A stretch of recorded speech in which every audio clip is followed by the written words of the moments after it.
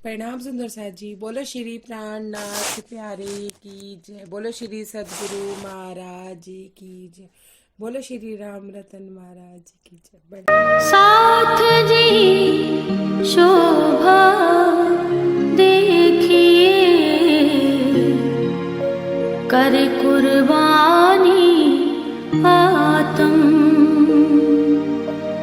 वार डारो नख सिखलो, ऊपर धाम धनी खसम, ऊपर धाम धनी खसम। कुर्बानी को नाम सुन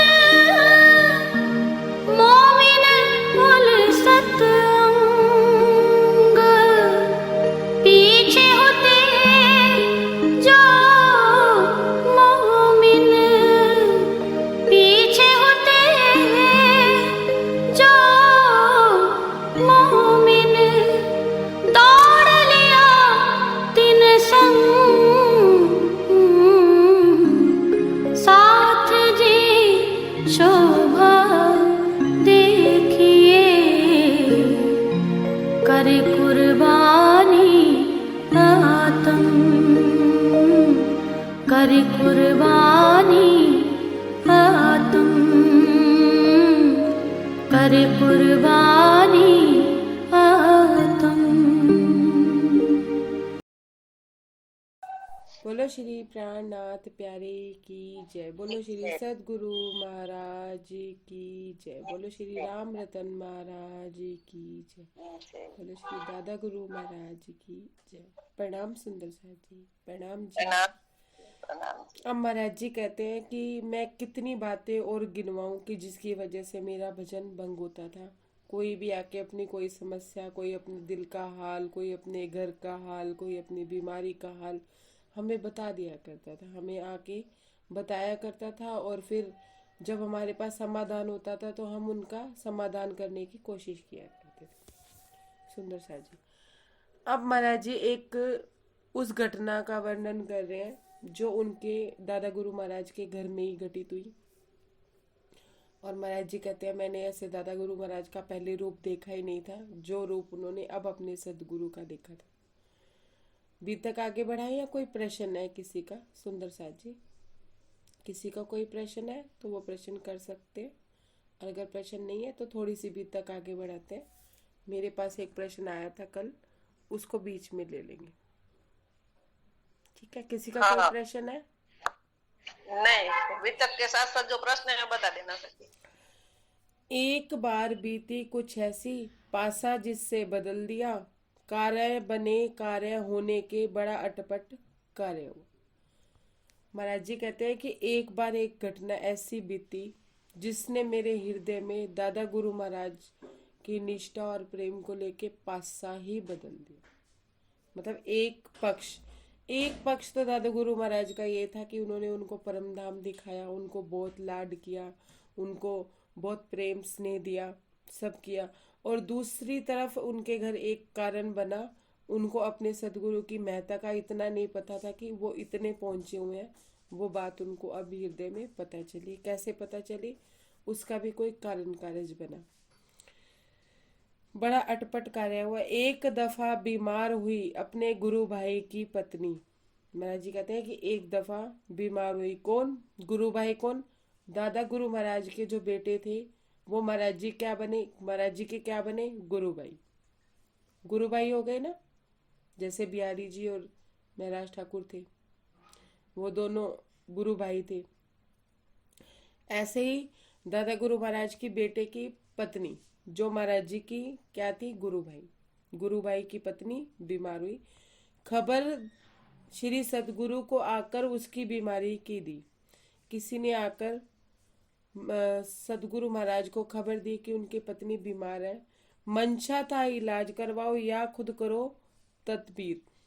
महाराज जी कहते हैं मंशा ये थी उनको बताने की भी, या तो उनका कोई ढंग से कोई किसी वैद्य से इलाज करवाओ, या आप खुद ही कोई ना कोई तब्दीर करो, क्योंकि आप खुद ही सब जाननहार हैं। हमने कहा श्री सतगुरु से प्रणाम जी। हाँ जी सुंदर साथ जी, प्रणाम जी, प्रणाम प्रणाम। हमने कहा श्री सतगुरु से कि अपने भाई की पीर। दादा गुरु महाराज, बड़े महाराज जी कहते हैं कि उनके जो बेटे थे वो भी समझते थे कि महाराज जी मेरी बात, दादा गुरु महाराज मेरी बात सुनते हैं। तो उन्होंने मेरे से आके कहा कि मेरा ये दुख है, ये सदगुरु से जाके बोलो कि मेरी पत्नी का इलाज कराएं। वो खुद नहीं कह रहे हैं लेकिन महाराज जी को कह रहे हैं। बहुत सख्त बीमार पड़ी है, उसे देख लो चल करके। गुरु वाक्य को ब्रह्म वाक्य हम मन में समझा करते। महाराज जी कहते हैं कि मैंने दादा गुरु महाराज को कहा कि आप चलिए, चल के अपने उनको देखिए, देख के जो भी आपको ठीक लगे वो करिएगा, लेकिन आप चलिए तो सही। और महाराज जी अपने सदगुरु के वाक्य को ब्रह्म वाक्य माना करते थे कि जो वो कह देते थे वो हो जाता था। बोले सदगुरु चिंता क्या है, सब ठीक ठाक हो जाएगी। बीमारी बीमारी जो है आप सब चली सब जाएगी। महाराज जी कहते हैं कि सदगुरु महाराज बोले चिंता क्या है, ठीक हो जाएगी, क्यों टेंशन लेते हो, बीमारी बीमारी है वो सब चली जाएगी, सब ठीक हो जाएगा। परमात्मा के वचन समझकर हम आगे नहीं बोल सके, जो कहते हो जाता था सुनकर हम खामोश हुए। महाराज जी कहते हैं कि दादा गुरु महाराज के वचन सुनकर मैंने परमात्मा के ही वचन समझता था, वो जो कह देते थे मैं उसके आगे नहीं बोला करता था। ऐसा कह के महाराज जी कहते हैं कि मैं खामोश हुआ जब उन्होंने कहा कि बीमारी बीमारी चली जाएगी, सब ठीक हो जाएगा, कोई चिंता की कोई बात नहीं। अपना निश्चय बड़ा प्रबल था, क्यों ना होए जो गुरु कह दे, जो कह दे हो जाएगा, चिंता क्यों बेकार करे। यही बात जाके उन्होंने अपने गुरु भाई से बोली। क्या बोला कि महाराज जी कह रहे हैं ना, सदगुरु कह रहे हैं ना कि हो जाएगा, बस हो जाएगा, चिंता ना करो, जो वो कहते हैं हो जाता है, तुम चिंता ना करो। सुनिए आगे क्या हो रहा है। किंतु अवस्था बिगड़ गई गुरु भाई की पत्नी की, हालत बद से बदतर हो गई शनै शनै बेचारी की। महाराज जी कहते हैं लेकिन हालत तो उसके बद से बदतर होती चली जा रही थी, ठीक तो वो हो ही नहीं रही थी।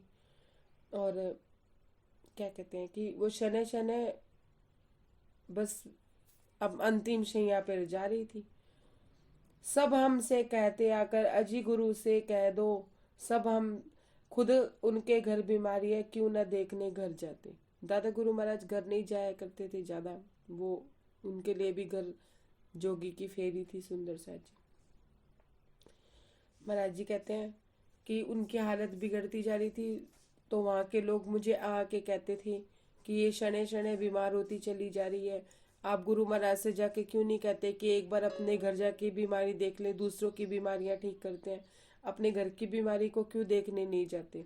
औरों को तो संजीवनी देते फिरते हैं हर वक्त, अपने घर पर ध्यान नहीं, बीमारी बहुत ही सख्त। महाराज जी कहते हैं कि लोग आके मुझे कहते हैं कि अपने घर पे तो ध्यान ही नहीं दे रहे हैं, लोगों को तो संजीवनी दे के जिंदा कर देते हैं, अपने घर में ये नहीं देख रहे कि उन्हीं की बहू बीमार है, उनको कहो कि एक बार आके किसी तरह से घर आके देखें, एक बार उसके पास तो जाएं, देखें तो सही, उनको छुए तो सही। किसी तरह चलने को आखिर घर वे तैयार, बार बार कहने पर अपने सतगुरु लाचार हुए, किसी तरह चलने को आखिर घर में तैयार हुए। महाराज जी कहते हैं कि मैंने दादा गुरु से विनम्र निवेदन की, थोड़ा मैंने उनसे जिद भी की, और मैंने उनको कहा कि चलिए आप एक बार देख के तो आइए कि उनकी हालत कैसी है। तो महाराज जी कहते हैं कि मेरी बार बार कहने से वो लाचार हुए और आखिर वो हमारे साथ घर चलने के लिए भी तैयार हुए। साथ साथ हम दोनों जब घर पहुंचे, देख दाख कर हालत उसकी इस प्रकार सतगुरु बोले। महाराज जी कहते हैं मैं भी उनके साथ गया, जब उन्होंने अपनी बहू का हाल देखा, उसकी हालत देखी, तो देख दाख के सतगुरु क्या बोले, मर्ज इसे कुछ भी तो नहीं है, क्या होता यदि मर जाती। महाराज जी कहते हैं कि इसे मर्ज तो कुछ है ही नहीं, दादा गुरु महाराज कह रहे हैं कि इसकी बीमारी तो कुछ है ही नहीं, क्या होता अगर ये मर जाती, मर जाने दो, मरती है तो देकर संजीवनी इसको जिंदा कर ली जाती। महाराज जी कहते हैं कि फिर दादा गुरु महाराज क्या कहते हैं कि सजीवनी दे देते, फिर जिंदा हो जाती। मतलब महाराज जी ये कह रहे हैं कि दादा गुरु महाराज ये कह रहे थे इसको बीमारी तो कोई है ही नहीं, कुछ भी नहीं है, ठीक है, ठीक हो जाएगी।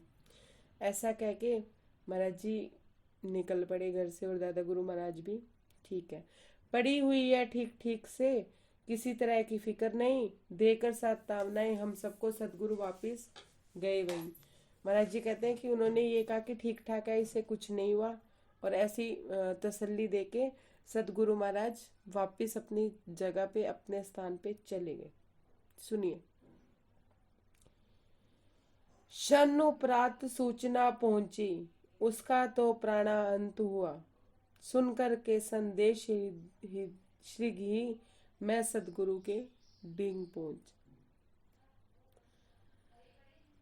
महाराज जी कहते हैं कि जैसे ही दादा गुरु महाराज आके बैठे, उसी के क्षण भर बाद ही सूचना क्या पहुंची कि उसका प्राणा अंत हुआ, कि वो मृत्यु को प्राप्त हो गई है।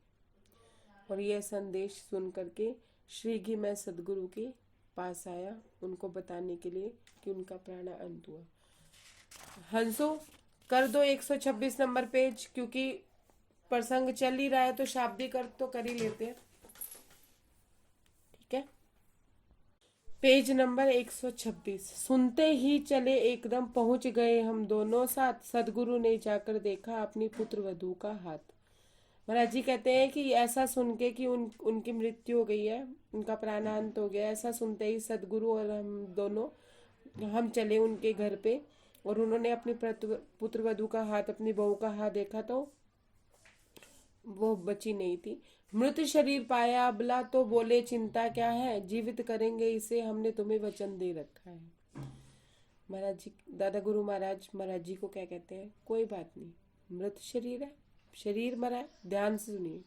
मृत शरीर पाया अबला का, बोले तो चिंता क्या है, शरीर ही तो मृत हुआ है, कोई बात नहीं, लेकिन हम इसे जीवित करेंगे, मैंने तुम्हें वचन दे रखा है। पर कोई शमशान पहुंचकर जल्दी से तैयार करो, दाह संस्कार की सामग्री लेकर इनके साथ चलो। दादा गुरु महाराज कहते हैं कोई बात नहीं, शमशान भूमि पहुंचो, इनके दाह संस्कार की तैयारी करो, दाह सामग्री उठाओ, कोई नहीं, शमशान में जाके इन्हें जिंदा करेंगे। जिंदा होगा शव मरघट में, बहुत मानव साथ चले, नर नारी जाने कितने किंतु ताज्जुब था सब में। महाराज जी कहते हैं कि शमशान भूमि में जाके शव जिंदा होगा, ऐसा सुन के जो लोग रिश्तेदार नहीं थे, चमत्कार के चक्कर में वो लोग भी साथ में हो लिए कि हाँ भी मुर्दे को जिंदा कैसे करेंगे। सुंदर सा जी, महाराज जी को भी दादा गुरु महाराज जी ने जिंदा किया था लोगों के हिसाब से, तो वो अपना चोला छोड़ चुके थे, लेकिन महाराज जी को उन्होंने जिंदा किया था। नंदराम को उन्होंने जिंदा किया था उनके हिसाब से, तो उनको ये था कि अब ये अपनी पुत्र वधू को थोड़ी ना ऐसे जाने देंगे, उनको भी जिंदा करेंगे। जो अनम्यूट है वो प्लीज म्यूट कर लीजिए। हम भी स्वयं भ्रमित से ही थे, वचन दिया सतगुरु ने, शववच्छ जिंदा होवेगा, जो कह देते घटता वही। महाराज जी कहते हैं कि मैं खुद भी भ्रमित था। मैं खुद भ्रमित कैसे था कि महाराज जी तो कह रहे हैं कि जिंदा करेंगे, शमशान भूमि में जाके जिंदा करेंगे, पर महाराज जी जो कह दिया करते, दादा गुरु महाराज जो कह दिया करते थे वो हो जाया करता था, तो वो ब्रह्म वाक्य ही समझते थे। तो महाराज जी कहते हैं हम स्वयं भी भ्रमित थे। शवश्य जिंदा होवेगा, जो कह देते घटता है, जो जबान से निकली उनके ज्यों का तो सब होता है। महाराज जी कहते हैं कि मैं भी भ्रमित था, और मैंने ये सोचा कि जो दादा गुरु महाराज कह देते हैं वो हो जाता है, तो कुछ ना कुछ तो होगा, कोई ना कोई बात तो होगी। अंदर भ्रम आ गया था सुंदर साथ जी, किसके? महाराज जी के हृदय में। किसके लिए? दादा गुरु महाराज के लिए। समझते जाइएगा। अब सुनिए आगे क्या कहते हैं। जीवन दान मिलेगा क्यों नहीं, शव मरघट में जब टेका, तो लोगों ने आग्रह की दृष्टि से सदगुरु की ओर देखा। लोगों ने शव सारी क्रिया संपन्न करके शव को शैया पे लिटा दिया, और आग्रह भरी दृष्टि से, मतलब एक विश्वास भरी दृष्टि से किसकी तरफ देखा? दादा गुरु महाराज की तरफ देखा। प्रार्थनाएं उन जन समूह ने, महाराज जीवित कर दो। बोले हाँ हाँ क्यों नहीं, इसको जरा चिता पे धर दो। महाराज जी कहते हैं सारी तैयारी करने के बाद लोगों ने आग्रह किया, आग्रह की दृष्टि से सदगुरु को कहा कि अब इन्हें जीवित कर दो। प्रार्थनाएं की सबने कि आप इन्हें जीवित कर दो। तो दादा गुरु महाराज कहते हैं हाँ हाँ क्यों नहीं करेंगे, करेंगे, आप इसे चिता पे धर दो। जीवित कैसे नहीं होवेगी। लोगों ने अनुकरण किया और मृतक को विधि पूर्वक झट से चिता पे टेक दिया। महाराज जी कहते हैं कि लोगों ने कहा हाँ हाँ क्यों जीवित नहीं होगी। जब दादा गुरु महाराज कह रहे हैं कि ये जीवित हो जाएगी तो हो जाएगी, बस इसे चिता पे उन्होंने ऐसा कह के धर दिया। गुरुदेव ने इशारा किया, आग दे दो इसमें गुरुदेव ने इशारा किया, दादा गुरु महाराज ने इशारे से बोला कि आग भी दे दो। संस्कार संपन्न हुआ, वह भी यह कहते ही क्षण में।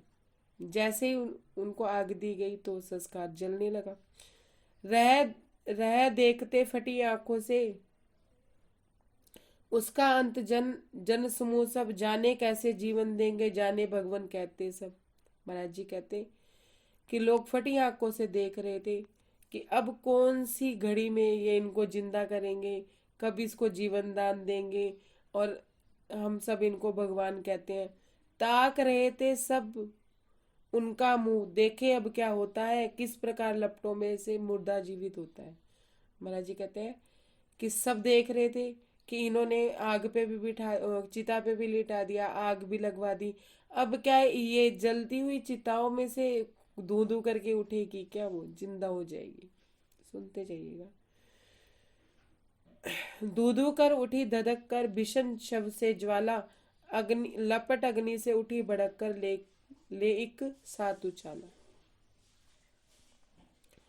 क्या कहते हैं महाराज जी कि धू धू करके वो धधक रही थी, जो शव के ऊपर भीषण आग थी वो भड़क रही थी, और एकदम से ही महाराज जी कहते हैं कि अग्नि भड़की और सब मतलब उनका दाह संस्कार पूर्ण हुआ। भस्मीभूत, पेज नंबर 127। भस्मीभूत हुआ शव जिस दम, घर की ओर चले गुरुदेव। महाराज जी कहते हैं कि जब भस्म हो गया सब कुछ, राख रह गई, उसके बाद गुरुदेव वहां से नहीं गए, सब लोग चले गए। लेकिन जब तक वो भस्म नहीं हो गई, जब तक वो आग ठंडी नहीं होगी, मतलब ज्वाला वो शांत नहीं हो गई, तब तक महाराज जी कहते हैं कि हम वहीं खड़े रहे। और उसके बाद गुरुदेव साथ चले। मगर मार्ग में कहते पाया, चिरंजीव रहो संदेह। सुंदर साथ जी महाराज जी क्या कह रहे हैं, लेकिन दादा गुरु महाराज के आगो मतलब जो आग शव पे भड़की हुई थी, वो आग दादा गुरु महाराज के चेहरे पे थी। और क्या कह रहे थे, चिरंजीवी रहो, ऐसा आशीर्वाद देके आ रहे थे। चले गए सब मन मारे अपने अपने घर की ओर, गुरु महाराज अपने स्थान पर, हम भी अपनी ओर। महाराज जी कहते हैं, प्रणाम जी, महाराज जी का कहते हैं कि कुछ लोग हमारे साथ रुके थे ये देखने के लिए कि शायद वो जीवित कर दे उनको, शायद कुछ हो जाए। तो वो लोग भी लास्ट तक हमारे साथ थे। फिर वो अपने घर चले गए, छोटा सा मुंह लेके अपने मन को मारे हुए कि कुछ नहीं हुआ। और इधर दादा गुरु महाराज अपने स्थान पे चले गए और मैं अपने स्थान पे चला गया। अब महाराज जी अपनी परिस्थिति का वर्णन कर रहे हैं। उस दिन हमें भय लगा भय इतना, मौत ना कर सकती थी भयभीत। महाराज जी कहते हैं कि उस दिन मुझे इतना भय लगा कि जितना डर मुझे कभी जीवन में नहीं लग रहा था, कि मौत भी मुझे इतनी भयभीत ना कर सकती अगर वो मेरे सामने आके खड़ी हो जाती। अब सुनिए, गुरुदेव साहिब से इतना डर लगा जैसे मौत समीप। मतलब उन्हें ऐसा लग रहा था, इतना मतलब दादा गुरु महाराज का जो चेहरा था इतना परिवर्तित हो गया था, शरीर उनका इतना परिवर्तित हो गया था कि महाराज जी कहते हैं कि मुझे ऐसा लग रहा था कि वो मेरे पास खड़े हैं, मुझे ऐसा लग रहा था जैसे मौत मेरे पास खड़ी हो। इतना उनके शरीर में ताप था और इतना मतलब वो गुस्से, मतलब चेहरा उनके गुस्से वाला था, इतना उनको ये लग रहा था कि जैसे मौत मेरे समीप खड़ी हो। सुनिए, यही अवस्था रही कई दिन, हमें गुरु ने जांच लिया। महाराज जी कहते एक दिन नहीं मुझे डर लगा, कई दिन तक मुझे दादा गुरु महाराज से डर लगता रहा। ये बात दादा गुरु महाराज ने जान ली। इस कारण वंश रम जाने का कुछ दिन को आदेश दिया। तो महाराज जी को दादा गुरु महाराज ने आदेश दिया कि जाओ, तुम कुछ दिन घूम आओ, जाओ अपनी कहीं यात्रा करके आओ। आज्ञा शिरोधाय सदगुरु की करे उल्लंघन कहाँ मजाल। महाराज जी कहते हैं कि अब अपने सदगुरु की आज्ञा को शिरोधाय ना करो तो ये मेरी तो मजाल ही नहीं थी। और दादा गुरु महाराज से महाराज जी को तो वैसे ही बहुत डर लग रहा था। तो क्या कहते हैं, छोड़ दिया कुटिया को हमने सात हुक्म के ही तत्काल। महाराज जी कहते हैं कि मैंने उनके हुक्म से तत्काल कुटिया को मैंने छोड़ दिया, मतलब उस स्थान को उन्होंने छोड़ दिया और वो कहीं और जगह पे भ्रमण करने के लिए चढ़े गए। सुंदर साथ जी प्रणाम जी। यहाँ से प्रसंग बदल रहा है, कहिए तो आप कहें तो इसके बातूनी भेद करते हैं, और किसी का कोई प्रश्न है तो प्रश्न ले लेते हैं, क्योंकि बातूनी भेद में समय बहुत चला जाएगा। प्रसंग भी थोड़ा लंबा है, थोड़ा कर लेते हैं, थोड़ा आगे कर लेंगे। आप जैसा हुक्म दें वैसा चलते हैं। और अगर बातूनी भेद करने हैं तो सुंदर साथ जी अपने कैमरे ऑन कर लेना, और अगर नहीं करने हैं तो कोई बात नहीं, स्टोरी की तरह आगे पढ़ लेते हैं, जैसे आपका भाव हो सुंदर साथ जी। नहीं सखी, बातों निभेद ये समझना है हमारे तो। बातूनी भेद समझना। तो सुंदर साथ जी अपने अपने कैमरे ऑन कर लीजिए। कुसुम दीदी आपका प्रश्न था, अगर कोई प्रश्न लेना है तो ले लेते हैं। अनम्यूट करके बोलिए दीदी। दीदी मेरा क्वेश्चन वो था कि धनी का प्यार हम ऐसे किसी को क्यों लुटाए, अपने अपने में रखे। वो आपने परसों प्रश्न लिया था। सुंदर साथ जी 5 मिनट के लिए, 2-3 मिनट के लिए आप आपस में बात कीजिए। मैं 2 मिनट में आ रही हूँ, 2 मिनट के लिए, ठीक है? आपस में बात कीजिए। प्रणाम जी। प्रणाम। कुसुम दीदी का प्रश्न ये था, मैं क्लियर कर देती हूँ। दीदी पूछ रहे थे ना, मैं क्लियर कर देती हूँ कि ये कहना चाह रहे हैं कि परसों आपने ये बोला था कि जब हमारा धनी के प्रति प्रेम उपजे, और प्रेम की तीव्रता जरा सी होती है, ज्यादा तो होती नहीं, क्योंकि अगर हमारी भूख की इंद्री शांत हुई या कोई भी इंद्री शांत हुई, मैं भूख से ले रही हूँ, आप किसी से भी ले लेते हैं, तो अब मान लो हमारी स्पर्श इंद्री ने हमें कहा कि हमें कोई प्यार से छुए, किसी ने कहा कि कोई हमें प्यार से अपने गले लगाए, एक ये भाव तो सब में ही होता है ना, प्रेम तो सबको ही चाहिए होता है। तो ऐसा भाव जब हमारे मन में आता है तो हम मान लीजिए हमारी राज्य के लिए तीव्रता है कि राज्य ही हमें छुए, राज्य ही हमसे आके बात करे।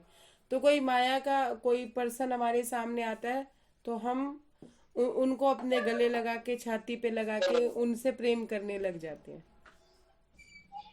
तो उसको मैंने वैश्यवृत्ति का नाम दिया था कुसुम दीदी, अगर आपको याद हो तो, कि प्रेम किसका हो रहा है, प्रेम मन में भाव चल रहा है राज्य के, और फिर कोई आया सामने तो उससे प्रेम कर लिया। तो ये कहना, ये पूछना ये चाह रही हैं कि हम कैसे अपने आप को रोकें, या कैसे, क्या जानना चाह रही है कुसुम दीदी कि हम कैसे रोकें या कैसे पहचाने कि राज्य के प्रति प्रेम है? कैसे रोके, कैसे रोकें, ये तो बहुत गहरी बात है भाई। अब ये कह देते ना आप कि हाँ भी कैसे जाने कि धनी के प्रति प्रेम है, फिर तो मैं समझा सकती थी, लेकिन अब आप कह रहे हो कैसे रोकें, अब उसको समझ लीजिए। जितना राजीव जाते हैं उतना मैं समझा देते हैं। सुंदर साथ जी कैसे रोकें? अब मान लीजिए स्पर्श इंद्री ही कह रही है कि मुझे कोई स्पर्श करे, इसी से ही समझा सकती हूँ मैं। अब किसी का लाड चाहिए, किसी का प्रेम चाहिए, और हम किस को पे लाड लुटाएंगे, जो जिससे हम प्रेम करते होंगे या जो हमारा करता होगा। सुंदर साथ जी ये आप बात जानते हैं अच्छे से कि यहाँ कोई किसी को प्रेम नहीं करता। नहीं कर, क्या है? होता है स्वार्थ। आपका जिससे स्वार्थ पूरा हो रहा है आप उसी से प्रेम कर रहे हैं। जितना बड़ा स्वार्थ उतना बड़ा प्रेम। स्वार्थ खत्म, प्रेम खत्म। ये बात अच्छे से जान लीजिए, सब लोग जान लीजिए। अब आप जिसे प्रेम कर रहे हैं तो वो आप उसे प्रेम कर नहीं रहे हैं, अपना स्वार्थ के लिए उससे प्रेम कर रहे हैं। समझ आ गई बात? अब आपने रोकना कैसे अपने आप को, बात ही आ रही है रोकना कैसे है। आपने राज्य से, अगर आपका राज्य से स्वार्थ का प्रेम है सुंदर साथ, हम्म, पहले तो ये समझिए कि आपका राज्य से स्वार्थ का प्रेम है या वाकई ही निर्विकार और निस्वार्थ प्रेम है। हाँ, कुसुम निस्वार्थी दीदी, प्रेम है ना राज्य के साथ। नहीं नहीं, कहने को है निस्वार्थ, कर लीजिए। राज्य के साथ हम प्रेम कर रहे हैं, प्रेम व्यवहार की बात हो रही है, इश्क की बात नहीं हो रही है। प्रेम की बात हो रही है, इश्क की बात ना करिए। प्रेम में तो स्वार्थ ही होता है जी, हाँ, है होता ना। है, होता है। हम सब लोग प्रेम व्यवहार ही तो करते हैं एक दूसरे से, इश्क थोड़ी ना करते हैं।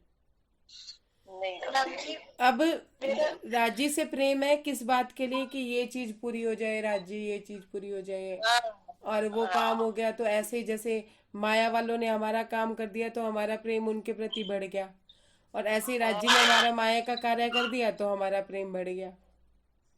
हाँ, अगर तो वही प्रेम है। नजदीक हाँ जी। अभी प्रेम की आप बात कर रहे हो तो राज्य से प्रेम है, पर उनसे भी प्रेम चाहिए ऐसा भाव तो रहता है कि उनका प्रेम भी हम अनुभव कर सके। हाँ ठीक है, मतलब आप उनका प्रेम पा सकती हैं। आप कोई सेवा करिए स्वार्थ से, तो जब राज्य का भी स्वार्थ आपसे कोई सेवा ले लेंगे तो आपको बदले में प्रेम दे देंगे। प्रेम प्रेम से काम चलेगा नहीं ना, राज्य से प्रेम का काम नहीं चलेगा। अमिता दीदी कैमरा ऑन करके सामने आइए। हाँ, 1 मिनट। प्रेम से काम नहीं चलेगा, राज्य से प्रेम से काम नहीं चलेगा कि हम राज्य से प्रेम कर रहे हैं, राज्य हमें प्रेम कर रहे हैं। समझ राज्य के गए। लिए तो सुंदर साथ जी हमारे हृदय में होना चाहिए इश्क। हम्म, इश्क चाहिए। हम्म, इश्क में क्या होता है, कोई स्वार्थ नहीं होता, सिर्फ देने का भाव होता है। हम्म, लेने का तो होता ही नहीं है, पर हमारा राज्य से तो लेने का भाव होता है। हाँ, वही तो। ध्यान से समझिएगा इश्क और प्रेम में अंतर। हाँ, प्रेम समझ में में आ वार गई। आप सबसे कर सकते हैं, किसी से भी कर सकते हैं, लेकिन इश्क आप हर किसी से नहीं कर सकते। इश्क किससे किया जाएगा, जो पति होगा। प्रेमी से इश्क नहीं कर सकते। तो यहाँ प्रेम में स्वार्थ छुपा हुआ है, तो निस्वार्थ भाव से होता है, समझ में हो सकी। इश्क किससे होता है, पति से होता है। अब जब आपको प्रेम नहीं है, इश्क है, जो म्यूट अनम्यूट है वो प्लीज म्यूट कर लीजिए। फिर जिसने जो बात कहनी होगी वो कह लेंगे। कुसुम दीदी के यहाँ से या विजय बहन के यहाँ से आवाज बहुत आ रही है। अब समझिए कि अब इश्क है किससे, पति से। अब पति की जगह बेटा आ जाएगा चलेगा, पड़ोसी आ जाएगा चलेगा? नहीं, क्यों नहीं चलेगा? इश्क तो है, किसी पे भी लुटा दो। नहीं चलेगा। क्यों नहीं चलेगा? क्यों नहीं चलेगा चंपा दीदी, बताइए क्यों नहीं चलेगा?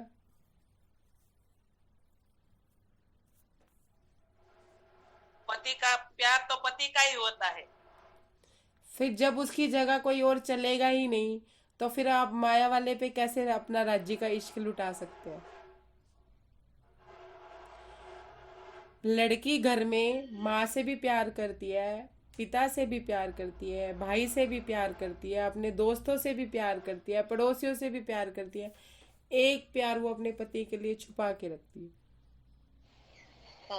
जब उस इश्क को समझ जाओगे तो माया वालों पे नहीं लुटाओगे। जो प्रेम वो प्रेम भरी बात, वो प्रेम भरा इश्क वो अपनी माँ से भी नहीं कर सकती जिससे वो पैदा हुई है।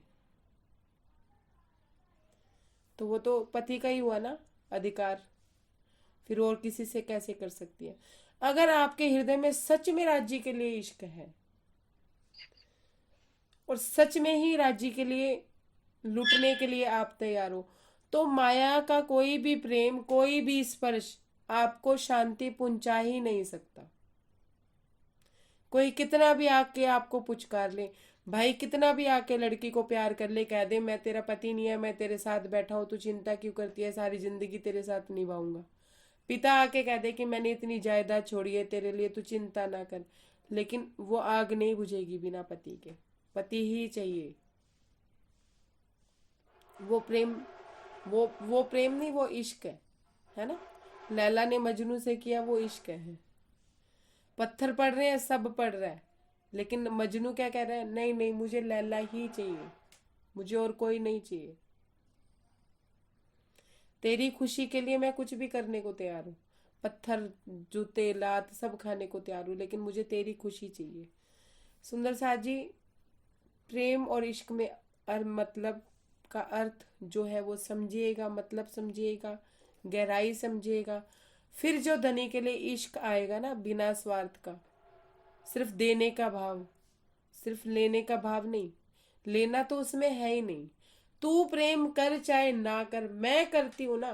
देखा ना फिल्मों में कई बार लड़की क्या कहती है, उधर से लड़का कह रहा होता है मुझे नहीं पता वो लड़की मुझे प्यार करती है या नहीं करती, लेकिन मैं करता हूँ। लड़की क्या कह रही होती है, मुझे नहीं पता कि वो मुझे प्यार करता है या नहीं करता है। फिर अमिता दीदी ये नहीं होगा कि राजी हमसे प्रेम करे, राजी से लेने का भाव ही नहीं रहेगा ना। तू मेरे सामने भी बैठा है ना तो भी मुझे तेरे से प्यार है। लेने का भाव ही खत्म हो गया ना, उनका प्रेम लेने का भी भाव खत्म हो गया। मैं कर रही हूँ, बस मुझे करना है, मुझे तेरे से प्रेम है, मुझे तेरे से लाड है। अब तू मुझे अपना स्पर्श दे चाहे ना दे, तू चाहे मुझे दिख चाहे ना दिख, लेकिन मैं तुझे प्यार कर ही जा रही हूँ। अगर ऐसा प्यार होगा ना तो फिर माया की कोई भी आग उसे बुझा ही नहीं सकती। जब बुझा नहीं सकेगी तो आपको माया वालों पे भरोसा ही नहीं रहेगा, लाड रहेगा ही नहीं, अपने आप ही आप अपना प्यार किसी पे लुटाओगे नहीं। नहीं राजी, अगर दिखना है तो तू दिख, बाकी मुझे माया में किसी को अब नहीं देखना है मेरे आसपास से सारे, लेकिन मुझे शांति नहीं पड़ रही है। लड़की के पास सारा कुछ है, पिता है, भाई है, पिता तरह तरह के लाड लड़ा रहा है, लेकिन अपने पति से दुखी है तो पल पल अपने पति का ही कर रही है। नहीं, मुझे वही चाहिए, मेरा नहीं गुजारा हो रहा, मेरा किसी खिलौने से गुजारा नहीं हो रहा, मेरा किसी भाई की नटंकिया से गुजारा नहीं हो रहा, मेरा कहीं घूमने में गुजारा नहीं हो रहा। ये हालत होती है इश्क में। फिर लेने का भाव तो रहता ही नहीं ना कि धनी भी पलट के हमें इश्क करें। अगर वो हमें इश्क नहीं करेंगे पलट के तो भी हम राजी से इश्क करना छोड़ देंगे। पति पत्नी के पास नहीं आ पा रहा, कोई वजह है, कोई कारण है, और पत्नी पल पल तड़प रही है। समझिए बात को, परिस्थिति यहाँ की, घटना वहां की। पत्नी पति के लिए तड़प रही है और पति किसी कारणवश, व्यस्ततावश या किसी भी परिस्थिति के कारण वो नहीं आ पा रहा है, तो पत्नी किसी और से प्यार करके अपना प्यार किसी और पे लुटा देगी तो वो वैश्यापंती नहीं होगी। तो इसका मतलब उसको अपने पति से सच्चा इश्क था कि वो 4 दिन इंतजार नहीं कर सकती थी। और अगर भाई आ जाए, भाई पे लुटा सकती है वो प्यार,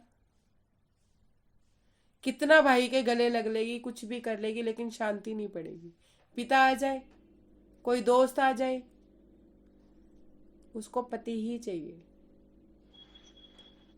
कुसुम दीदी, अभी हमारी ये हालत हुई नहीं है, ये परिस्थिति अभी हमारी आई नहीं है। अभी हमें कहीं ना कहीं प्रेम है राज्य से। और जो सुंदर साथ ऐसा कहते हैं ना, हमारा भजन बंदगी में मन नहीं लगता, हमारा वाणी मंथन में मन नहीं लगता, हमें राज्य के कोई भी बात हमें ज्यादा अंदर नहीं जाती, उनको तो राज्य से मोह भी नहीं हुआ है। क्योंकि जिससे मोह होता है ना तो उसकी तो बात सुनी जाती है ना। अपने बच्चे से मोह होता है, अब छोटा बच्चा होता है, सुनिए आप, छोटा बच्चा होता है उससे हमें मोह होता है। स्कूल से आएगा, पटर पटर सारी बात बताएगा, मम्मी ये आज हुआ, मम्मी आज ये हुआ, मम्मी आज ये हुआ, कितने लाड से हम उसकी बात सुनते हैं ना। क्यों? क्योंकि हमें मोह है। सच्चा रिश्ता तो वो भी नहीं है। समझ रहे हैं आप अरुण भैया? जाना नहीं था आपको, है ना? तो मतलब कि हमें मोह भी नहीं है राज्य से। प्रेम बाद की बात है, इश्क तो और बाद की अवस्था है। जब अपनी पत्नी की ऐसी तड़प देखेगा पति, फोन पे देखेगा, वो वीडियो कॉल पे रो रही है कि आप आ जाओ, मेरे से नहीं रहा जा रहा, तो एक खिंचाव होता है सुंदर सा जी इश्क में। फिर पति कुछ भी कर रहा होगा ना, खिंचा चलाएगा। फिर जो वो अपनी पत्नी की तड़प देखेगा तो उसको भी तो पता चलेगा मेरी पत्नी मेरे लिए तड़प रही थी। हमारे में वो तड़प ही नहीं है अभी, है? अभी तो हमारे अंदर माया के दुख, स्वप्न के दुख, सपने के दुख चल रहे हैं सुंदर सा जी, सपना।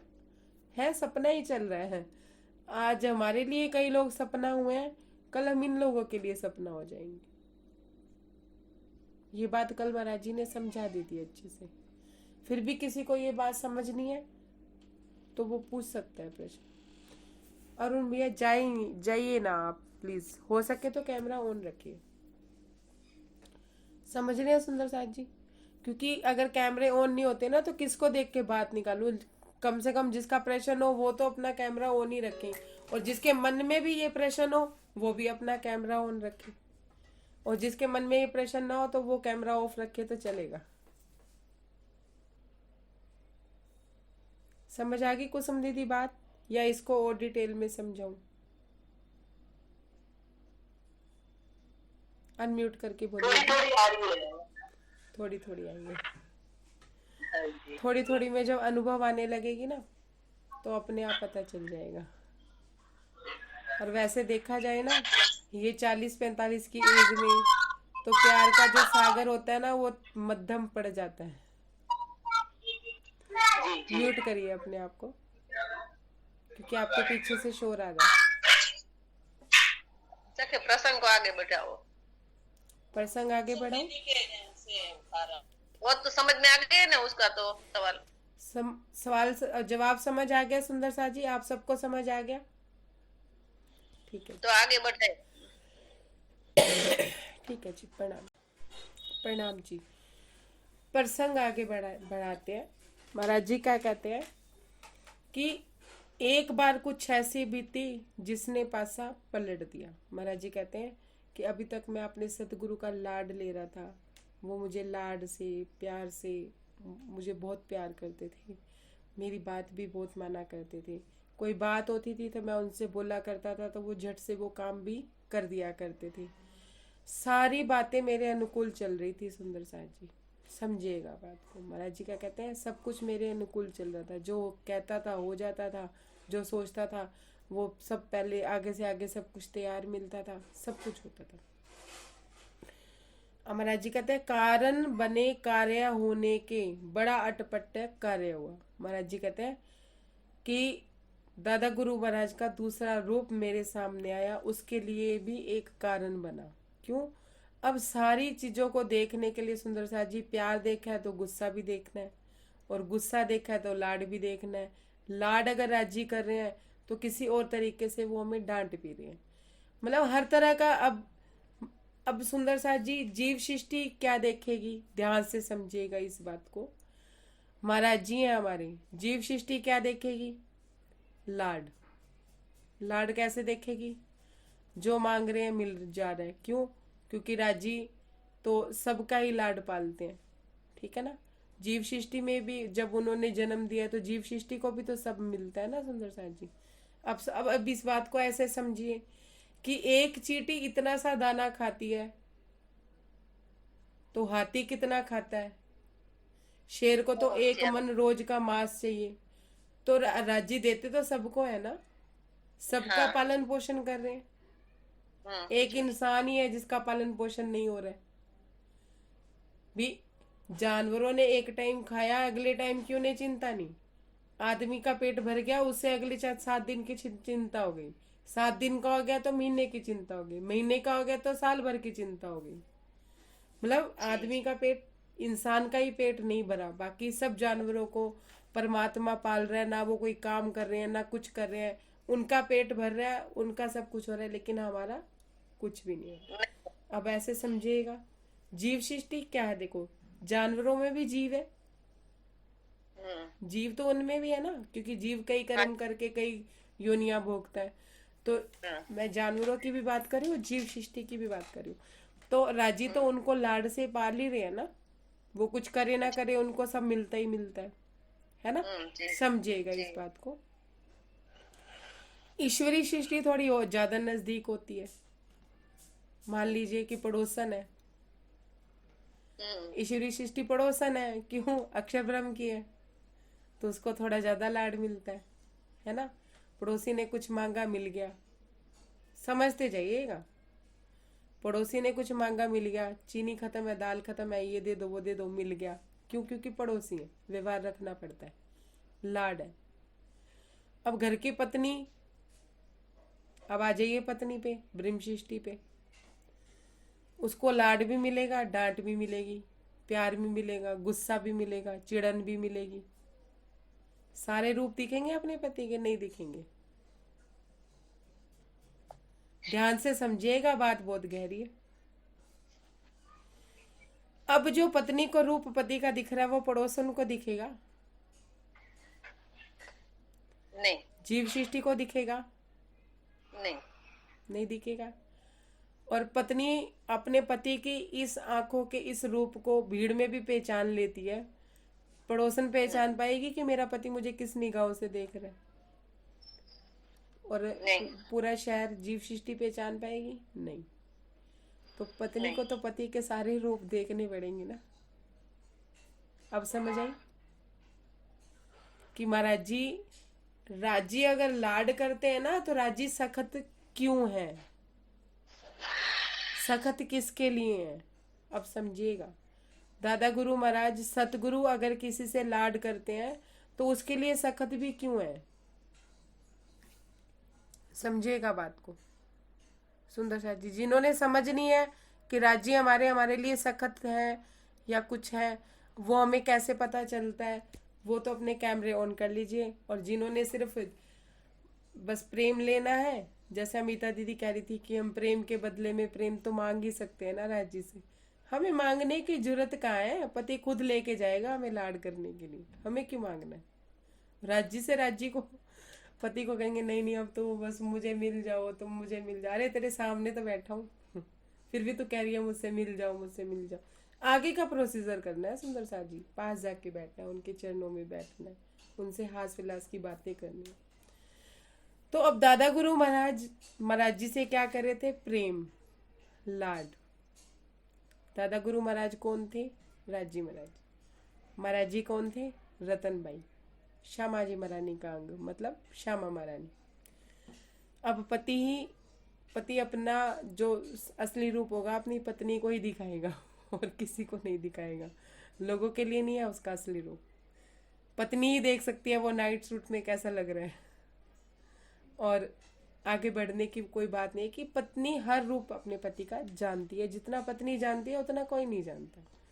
वो कहते हैं ना कि आपके पति तो बहुत बोल रहे हैं, अच्छा मनी मन पत्नी सोच रही होती है, रह के देखो 2 दिन, पति भी मनी मन सोच रहा होता है। कोई बच्चा शरारती होता है ना तो कह देते हैं ना ये बच्चा कितना क्यूट है, तो माँ कहती है जाओ 4 दिन रह आओ उसके यहाँ, पता चल जाएगा बच्चा कितना क्यूट है। पति कहता है मुझे क्यों नहीं कह रही है कि 4 दिन जाओ रह आओ है कि जाओ 4 दिन रह लो उनके साथ, फिर पता चलेगा। क्यों? क्योंकि अपना पति कोई नहीं देता है, अपने पति का प्यार कोई बांटना नहीं चाहता है ना सुंदर साथ जी। होता है ना ऐसे संसारिक बात, इत की बात मसाला इत का बात होती की, समझते जाइए। इंद्रावती जी क्या कहती हैं रास किताब में कि मैं अपने वाला जी नहीं दूंगी, तू मेरे वाला जी के साथ अगर कोई रास करना चाहती है, कोई लीला करना चाहती है तो कर ले, लेकिन केसर बाई को क्या कहती है, मैं अपने वाला जी नहीं दूंगी। हट कर लेती हैं दोनों आपस में, और वाला जी हंस रहे होते हैं। और फिर केसर बाई की इच्छा को पूरी करने के लिए वाला जी 12,000 18,000 रूप धारण करते हैं, फिर महारास होती है। पढ़ा है रास किताब में? किसी ने वाणी मंथन किया है ना, है ना प्रसंग ऐसा? तो इंद्रावती जी अपना वाला जी नहीं दे रही हैं और हम अपने वाला जी किसी को भी दे देते हैं। अमिता दीदी आपको याद है आपने मेरे से एक बार प्रश्न किया था कि हमारे पड़ोस में एक व्यक्ति था, उसके श्वास नहीं छूट रहे थे, तो किसी ने कहा कि आप पाठ कर दो इनके श्वास छूट जाए। याद है आपने मुझे ये बात बोली थी? तो आपने कहा था कि उन्होंने हमें पाठ करने के लिए कहा था। ये प्रसंग आ गया महाराज जी का, दादा गुरु महाराज की खुद की बहू का प्रसंग है सुंदर साथ जी। दादा गुरु महाराज ने अपने रूप महाराज जी को ही दिखाने थे, उन्हें कोई फर्क नहीं पड़ता कि सोनगिरी के लोग उनके बारे में क्या सोचते थे। ध्यान से समझते जाइएगा। सोनगिरी के लोगों के मन में अब ये बात हो गई थी कि दादा गुरु महाराज किसी को भी जीवित कर सकते हैं, कुछ भी कर सकते हैं। ये बात कहाँ से आई थी? जब बड़े महाराज जी को उन्होंने उनके हिसाब से उनका चोला छूट गया था, तो बड़े महाराज जी को उन्होंने जीवित किया, फिर नंदराम को उन्होंने जीवित किया, उनके भी उसका भी लगभग प्राणांत हो चुका था, दादा गुरु महाराज ने उसको जीवित किया। तो गांव वालों को क्या लगा कि महाराज जी दादा गुरु महाराज कुछ भी कर सकते हैं, लेकिन दादा गुरु महाराज की नज़र में कोई फर्क नहीं पड़ता था कि सोनगिरी के लोग उनके बारे में क्या सोचते हैं। उनको सिर्फ अपनी पहचान अपनी पत्नी को करानी थी, श्यामा महारानी को करानी थी, और किसी की उनको दरकार नहीं थी। नहीं थी। समझिए, अब इनकी ऐसी हरकत के बाद, इस बात के बाद या इस घटना के बाद सोनगिरी के लोगों ने क्या सोचा होगा कि दादा गुरु महाराज किसी को जीवित नहीं कर सकते, इनमें पावर ही नहीं है, भगवान बने फिरते हैं, बातें नहीं हुई होंगी। जब इतने लोग भीड़ भाड़ में चमत्कार को देखने के लिए चल दिए और चमत्कार नहीं हुआ तो लोग क्या कहेंगे? क्या कह रहे थे महाराज जी को भी वो व्यक्ति नंदराम, कुछ नहीं है तेरे पल्ले, चमत्कार होता तो दिखा देते, याद है ऐसे शब्द कहे थे। तो क्या पीछे से दादा गुरु महाराज की बातें नहीं हुई होंगी? हुई होंगी सुंदर साज, लेकिन दादा गुरु महाराज को कोई फर्क नहीं पड़ता था इस बात से कि कोई क्या सोचता है। प्रकृति के नियम में वो कोई दखल अंदाजी नहीं करना चाहते थे। हाँ, सतगुरु की सोबत थी, दादा गुरु महाराज राजी थे। अब उनके जीव के साथ क्या हुआ था वो तो दादा गुरु महाराज ही जानते थे कि क्या हुआ था, और या वो जीव जानता था या फिर तीसरे महाराज जी उसके गवाह थे कि उनके साथ क्या हुआ था। ठीक है, अब आगे बढ़ते हैं। तो महाराज जी कहते हैं कि एक अटपटा सा कारण बना, हर चीज के पीछे कोई कारण कारज होता है सुंदर साथ जी। अगर हमारे सदगुरु हमें प्यार कर रहे हैं, प्रेम कर रहे हैं, प्रेम भाव दे रहे हैं, और उसके बाद वो अपना गुस्से वाला रूप दिखा रहे हैं या रौद्र रूप दिखा रहे हैं, तो उसका भी कोई कारण है। क्या किया पिछले प्रसंग ने महाराज जी ने? खेत में घूम घामने के बाद गुस्से से क्या कहा? खबरदार अब यहाँ मत आना। जब अब इस बात को ऐसे और विशेष गहरे से समझेगा कि जब हम अपने सदगुरु के हृदय में राजी महाराज की बैठक देख रहे होते हैं, है ना, देख रहे होते हैं ना, आप अपने सदगुरु की हृदय में बैठक किसकी? राजी महाराज की। अर्श दिल को सजदा करो, वाहिदत को प्रणाम। हम उनको उनकी हृदय में बैठक देख रहे थे, और हमारे हृदय में राजी की बैठक होनी है या हमारे में वो प्रेम इश्क और करनी है, तो अंदर से कोई वृत्ति ऐसी होगी ना जो ढीठ बन के बैठी होगी, कोई इंद्रिय ऐसी होगी जो परेशान कर रही होगी, जिसपे हमारा कंट्रोल नहीं हो रहेगा।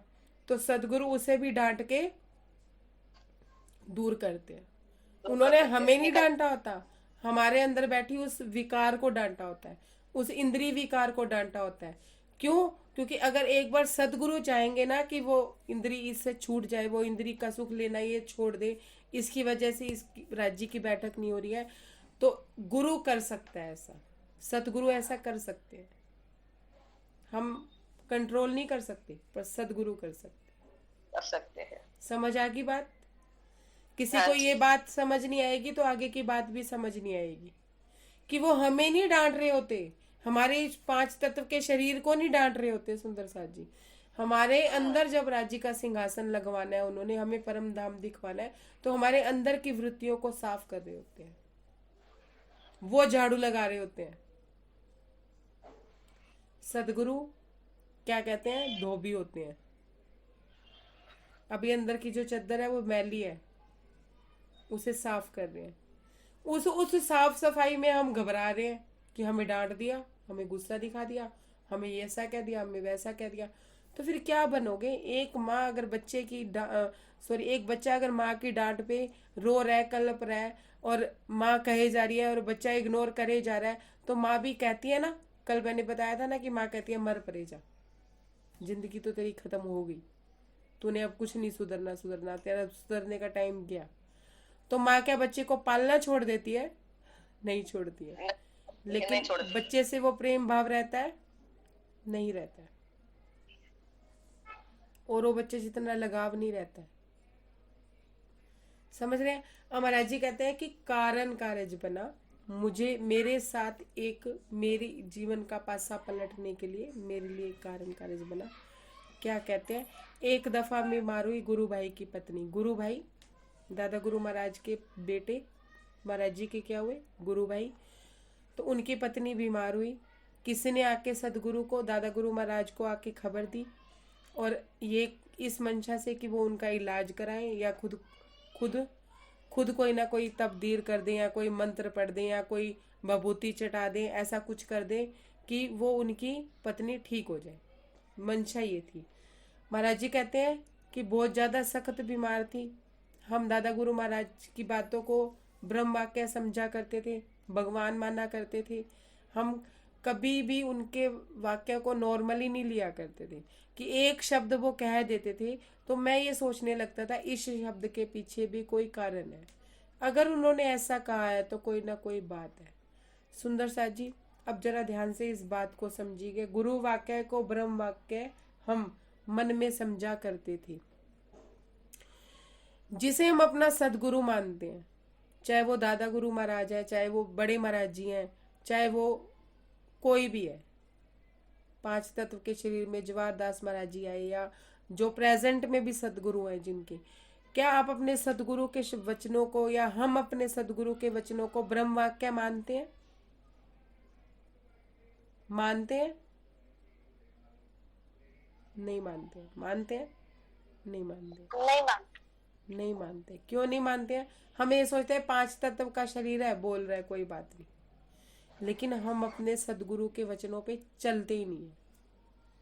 जब ब्रह्म वाक्य नहीं मानते तो चलते नहीं है, जब चलते नहीं है तो उसका लाभ होता नहीं है। फिर हम क्या कहते हैं, हमें तो जो चाहिए वो मिल रहा नहीं है। समझ रहे हैं बात को? पर महाराज जी क्या कहते हैं कि मैं अपने सदगुरु की बात को ब्रह्म वाक्य माना करता था, और महाराज जी कहते हैं कि मैं उनकी इतना सा शब्द भी वो मुंह से निकालते थे तो मैं ये समझता था कि इन्होंने किसी वजह से कहा है, ऐसे नहीं बोल रहे हैं, कोई बात है, कोई वजह है। तो उसका वो मंथन भी किया करते थे। उन्होंने सदगुरु महाराज को जाके बोला तो महाराज जी ने क्या बोला, दादा गुरु महाराज जी ने क्या बोला? बोले सदगुरु चिंता क्या है, सब ठीक ठाक हो जाएगी, बीमारी जो है सब अपने आप चली जाएगी। सुंदर साथ जी, यहाँ वो संसारिक बीमारी की बात नहीं हो रही है।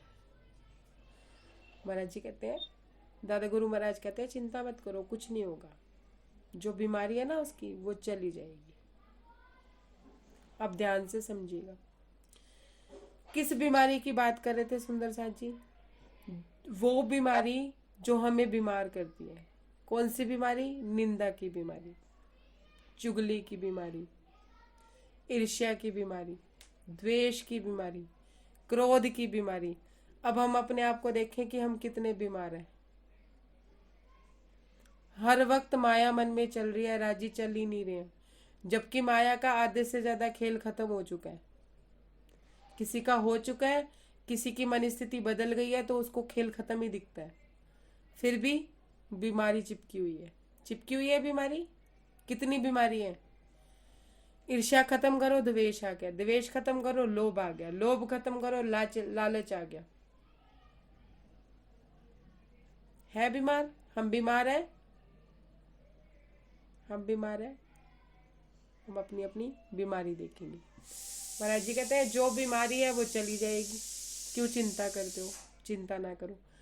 परमात्मा के वचन समझकर आगे हम कुछ बोले नहीं, जो कहते थे हो जाता था, ये सुनकर हम खामोश रहे। महाराज जी कहते हैं कि उनके वचनों को सुन के मैं शांत हो गया कि चलो जो बीमारी है खत्म हो जाएगी, जो कह देते थे हो जाता था। अगर बीमारी नहीं भी खत्म होगी, अब दादा गुरु महाराज ने कह दिया कि बीमारी खत्म हो जाएगी, मतलब हो जाएगी, कोई चिंता नहीं। प्रणाम जी। अब आगे क्या कहते हैं? अपना निश्चय बड़ा प्रबल था, क्यों ना होए जो गुरु कह दे, जो कह देंगे हो जाएगा, फिर चिंता क्यों बेकार करें। अब वो अगर कोई और इंसान होती, कोई सोनगिरी की कोई लेडी होती या कुछ होता तो शायद महाराज जी इतनी चिंता ना करते, लेकिन वो कौन थी? दादा गुरु महाराज की पुत्र वधू थी,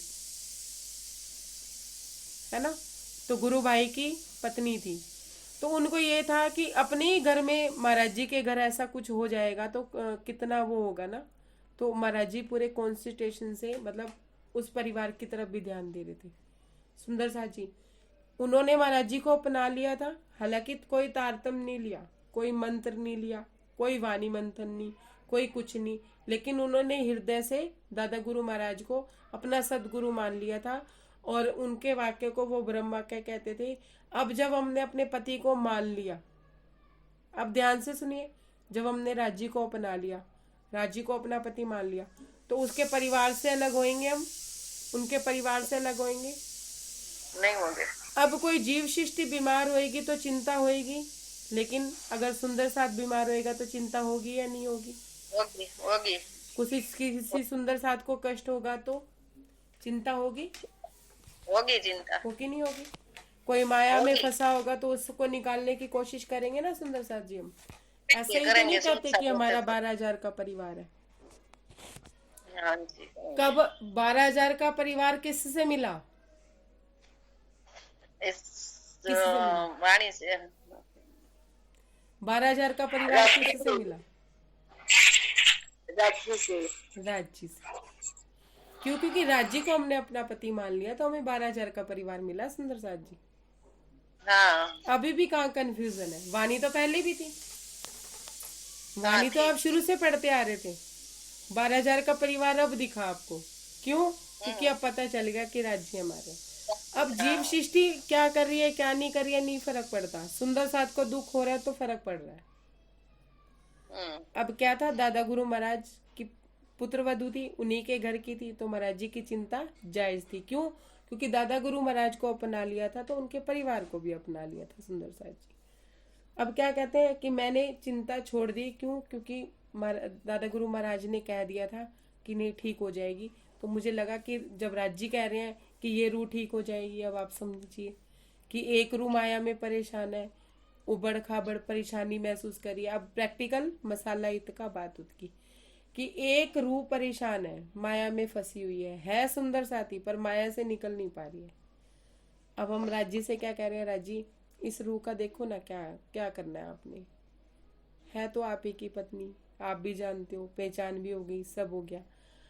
अब राज्य क्या कह रहे हैं, क्यों चिंता करती है, मैं भी उसका सगा हूँ, तू ही सगी है क्या? मैं कोई इसका दुश्मन हूँ?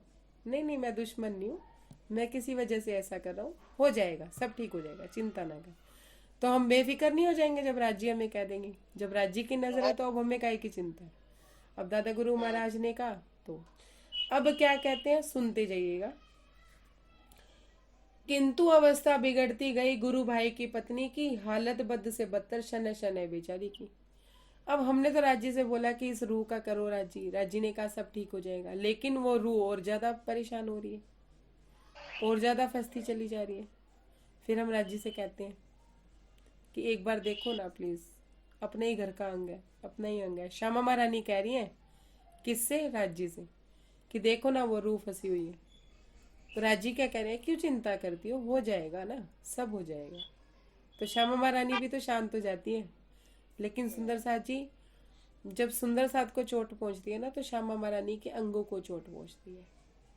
हाँ। श्यामा महारानी भी टिक के नहीं बैठी होती है, वो भी कुछ ना कुछ कर रही होती है हमारे लिए, लेकिन हम नहीं समझ पाते हैं। बच्चा अगर बिगड़ भी जाता है ना और वो सुनता नहीं है माँ की, लेकिन वो गलत काम करता है ना, तो माँ के दिल पे चोट लगती है ना, कर कुछ नहीं सकती लेकिन चोट तो लगती है ना, नहीं लगती? लगती है। तो अगर हमारे साथ कुछ हो रहा है तो श्यामा महारानी को चोट नहीं पहुंचती होगी? पहुंचती है।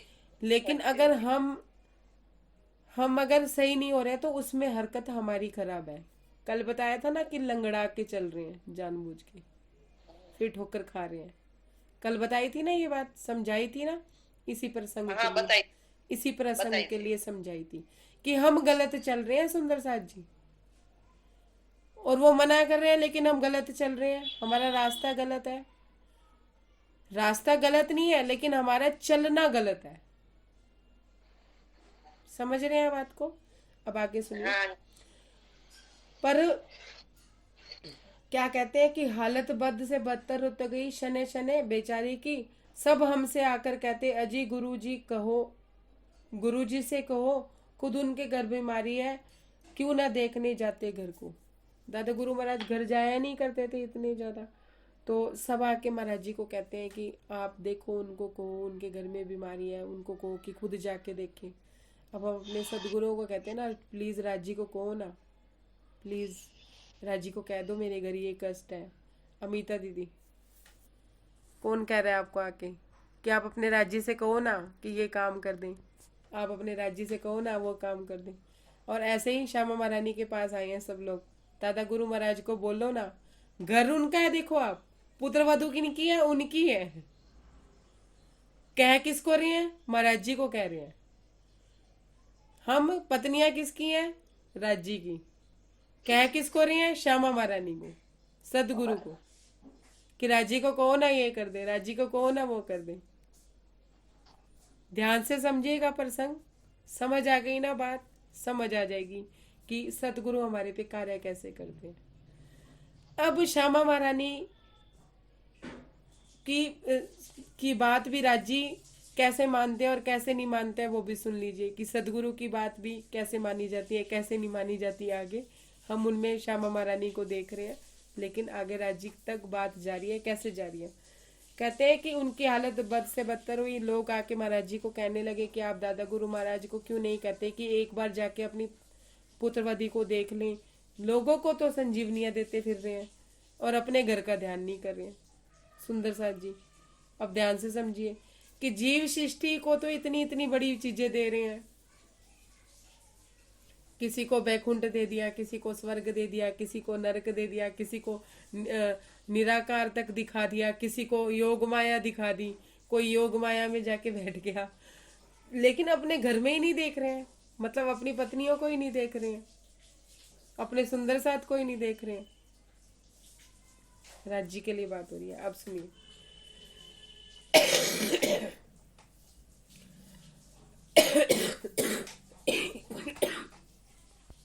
हमारा जी क्या कहते हैं कि सब मुझे आके कहने लगे कि लोगों को तो संजीवनियां देते फिर रहे हैं, अपने घर में तो वो ही नहीं है। हमारा जी कहते हैं मैंने नम्र निवेदन किया, किससे? सदगुरु महाराज से, कि चलो अपने एक बार देख आते हैं। राजी दादा गुरु महाराज कहते हैं नहीं कोई टेंशन नहीं है, कोई देखने की जरूरत नहीं है। पर महाराज जी क्या कहते हैं, नहीं अपने चलते हैं, एक बार देख आते हैं ना, अपने देख आते हैं एक बार कि क्या परेशानी है, क्या दिक्कत है। सुंदर साथ जी, जब श्यामा महारानी जिद करती हैं तब राजी महाराज भी हमारे घर आते हैं। किसके साथ? सदगुरु के साथ। तभी सदगुरुओं के चरण हमारे घर पड़ते हैं, जब तक हम बीमार नहीं होते। बीमार कैसे? अब सदगुरुओं को बुलाने के लिए कौन सी बीमारी चाहिए? यहाँ बीमारी बदल रही है, विरह की तड़प, राज्य को मिलने की विरह की तड़प, है ना। अब समझिएगा बात को, और ज्यादा गहराई से समझिएगा थोड़ी सी बात को। अरुण भैया चले गए शायद। अब समझिए कि महाराज जी कहते हैं कि मैंने नम्र निवेदन किया उनसे कि उनके घर चलते हैं, तो महाराज जी दादा गुरु महाराज जाने को तैयार नहीं थे। फिर क्या कहते हैं, किसी तरह चलने को घर आखिर वे तैयार हुए, साथ साथ हम भी थे उनके, हम दोनों जब घर पहुंचे। महाराज जी क्या कहते हैं, दादा गुरु महाराज के ही घर गए हैं और उनकी पुत्रवधि को देखने गए हैं। महाराज जी कहते हैं मैं भी उनके साथ गया, मैंने बार बार आग्रह किया तो महाराज जी जाने को तैयार हुए। दादा गुरु महाराज जी क्या कह रहे हैं कि दादा गुरु महाराज को आग्रह करने पे वो तैयार हुए, वो जाने को भी तैयार नहीं थे, उनको देखने को भी तैयार नहीं थे। क्यों? दादा गुरु महाराज सब जाननहार थे, राज जी सब जाननहार होते हैं। सदगुरु तो हमारी बात उन तक पहुंचाते हैं, सदगुरु ने हमारे पास लेके आते हैं या हमसे बात करवाते हैं, हमसे मिलवाते हैं। श्यामा महारानी तो बीच का काम करती हैं, क्योंकि हम अंग हैं उनके, अपने अंगों को सुख देती हैं वो। आप समझिए, महाराज जी कहते हैं हम उनके साथ घर गए, किसी तरह से दादा गुरु महाराज तैयार हुए। देख दाख कर हालत उसकी इस प्रकार सदगुरु बोले, मर्ज इसे तो कुछ भी नहीं है, क्या होता मर जाती।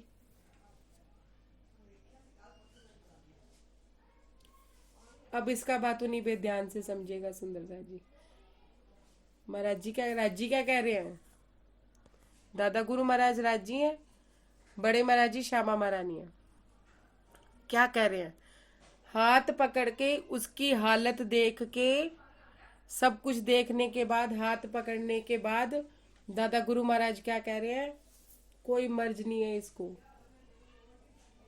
कुछ नहीं हुआ है उसको। मर जाती, क्या होता अगर ये मर जाती? समझ आ रही है? नहीं आ रही है?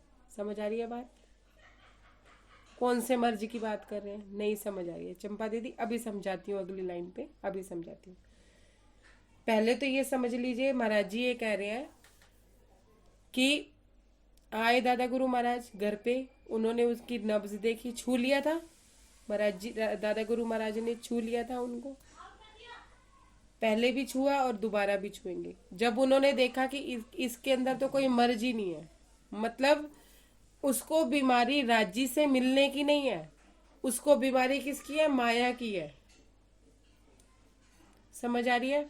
राजी से तो जुड़ी है पर पीछे माया घेर करके बैठी है। बीमारी किसकी है? माया की है। माया की है। समझिएगा ध्यान से। तो मर्ज नहीं है, कोई मर्ज है ही नहीं। मर्ज होता तो इलाज करते ना, कोई बीमारी होएगी तो इलाज होएगा ना। राजी से मिलने की चाहना होगी तो रास्ता दिखेगा ना। चाहना किसकी थी? माया की। क्या कोई मर्ज है ही नहीं? क्या होएगा मर जाएगी तो? अगर क्या होगा, राजी के लिए रो रही है, पिट रही है और पीछे से माया मांग रही है, क्या होएगा? ये जन्म खराब हो जाएगा, तो मर जाने दे, इससे अच्छा तो टाइम से मरेगी। टाइम से क्या होगा? दोबारा सुनिए, देकर संजीवनी इसको जिंदा फिर कर ली जाती। महाराज जी कहते हैं फिर संजीवनी दे देते, दादा गुरु महाराज कहते हैं फिर संजीवनी दे देते, फिर जिंदा हो जाती। कि ये जन्म में तो इसने जन्म अपना माया के लिए खराब कर लिया। सुंदर साथ जी, राजी के लिए रो रही है, पिट रही है, पीछे माया चल रही है। क्या हो जाएगा? मर्ज तो इसको है नहीं। क्या हो जाएगा? मर जाएगी तो मरने देते। क्या होता? संजीवनी दे देते, दोबारा जन्म ले लेती, अगले जन्म में अपनी यात्रा कर लेगी। समझ आ रही है बात? समझ आ रही है? नहीं समझ आ रही है तो पूछ सकते हैं ना। आ रही है चंपा दीदी, बात समझ आई आपको? समझ आ गई कि ये जन्म तो माया इससे छूट ही नहीं रही है।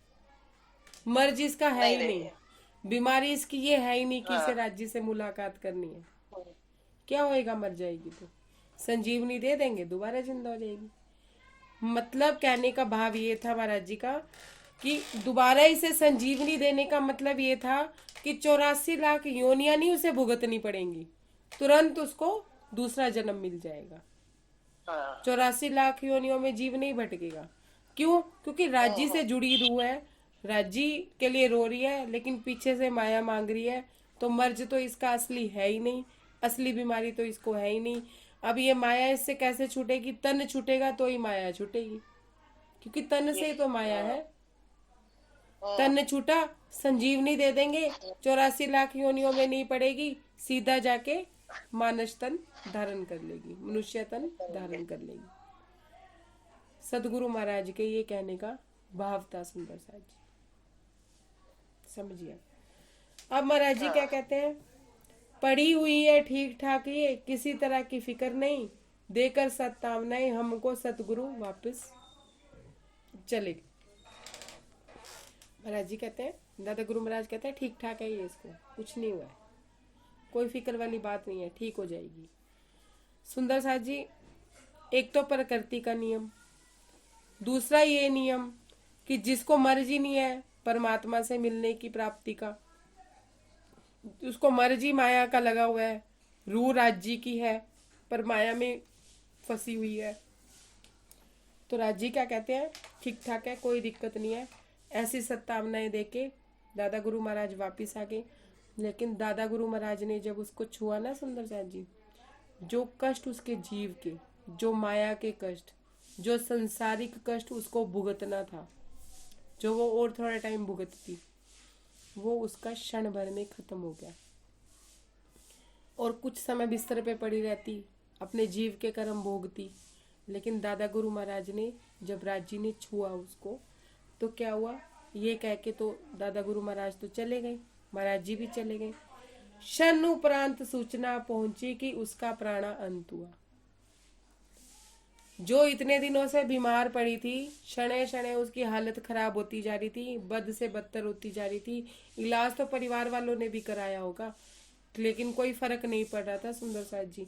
तो महाराज जी कहते हैं कि क्षण भर बाद ही सूचना आ गई कि उसका प्राणा अंत हो गया, कि उसके प्राण छूट गए, कि उसका तन छूट गया, उसकी माया छूट गई। नहीं तो पता नहीं उसको कितना टाइम और भुगतनी पड़ती, कितना टाइम वो और बिस्तर पे रहती, लेकिन उसको शरीर से मुक्ति मिल गई।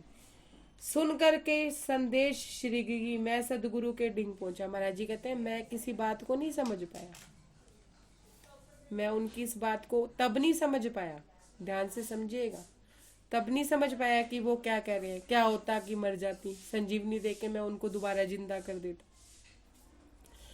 तब मैं उनकी बात को नहीं समझ पाया। लेकिन मैं जैसे ही मैंने सुना कि उनका प्राणांत हो गया, मैं फटाफट भागा दादा गुरु महाराज के पास गया और उनके पास जाके गिर गया, डिंग पहुंचा। महाराज जी कहते कि गिरने जैसे मेरी हालत हो गई थी, क्योंकि मैं भागा गया था। और मैंने महाराज जी को, दादा गुरु महाराज को संदेश दिया कि आपकी पुत्र वधू का उनका प्राणांत हो गया। सुनते ही घर चले, पेज नंबर 126। सुनते ही घर चले, एकदम पहुंच गए हम दोनों साथ। श्री सदगुरु ने जाकर देखा अपने पुत्र वधू का हाथ। सुंदर सा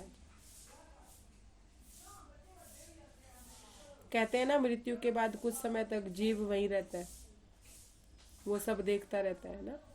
सुना है कि 13 दिन 12 दिन जो भी दिन होते होंगे वहीं रहता है। महाराज जी कहते हैं कैसे भी पहुंच के हम उनके साथ गए, कैसे ही उनके घर पहुंचे, और जैसे ही सदगुरु ने जाके अपने पुत्र वधू का हाथ देखा, प्राण तो वो अपने त्याग ही चुकी थी। दादा गुरु महाराज ने जब बड़े महाराज जी को छुआ तो उनको जन्म मिल गया, लोगों ने चोला छुट्टा समझ लिया था। यहाँ जो बचे कुचे प्राण थे वो भी त्याग दिए, वो भी प्राण चले गए दादा गुरु महाराज के छूने भर से। किसी को जन्म मिल रहा है, किसी को मृत्यु। समझते जाइए, बीमारी का फर्क है कि बीमारी क्या है। कहीं पे 99 जहाज डुबोए जा रहे हैं, तो कहाँ झांझर भाई जी के 2 कारखानों से 18 कारखाने किए जा रहे हैं।